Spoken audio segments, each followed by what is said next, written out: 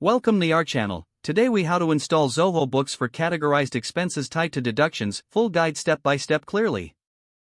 Start by opening your web browser and navigating to the Zoho Books website.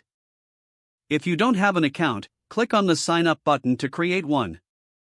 Fill in the required information, such as your email address and password. Once your account is created, log in to Zoho Books with your credentials. After logging in, you will be directed to the dashboard. From the dashboard, locate the settings icon on the bottom left corner. Click on Settings to access various configuration options. Next, select Taxes to set up your tax preferences. In the Taxes section, categorize your expenses according to their respective tax deductions. Now, go back to the dashboard and click on the Expenses tab. Under the Expenses tab, click on New Expense to begin adding a categorized expense. In the New Expense window, fill in the details such as expense type, amount, and date. Select the appropriate category for the expense from the drop-down menu. Make sure to add any notes related to the expense for future reference. If applicable, attach receipts or documents to support your expense claims. Once you've filled in all details, click the Save button to record the expense.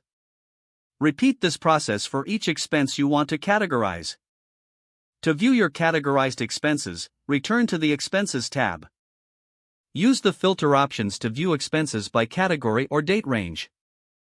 Review your expenses regularly to ensure they align with your deductions. To download reports, go to the Reports section in the sidebar. Select Expenses to generate detailed reports of your categorized expenses. In the report settings, customize your filters to focus on specific categories. Finally, click Export to download your expense report for tax purposes. By following these steps, you can effectively manage categorized expenses tied to deductions in Zoho Books. If the page does not load, refresh the browser or try again in a private or incognito window. Make sure you are using the correct email address, then retype it carefully to avoid small typos. If your password is not accepted, use the reset option and create a new strong password you can remember.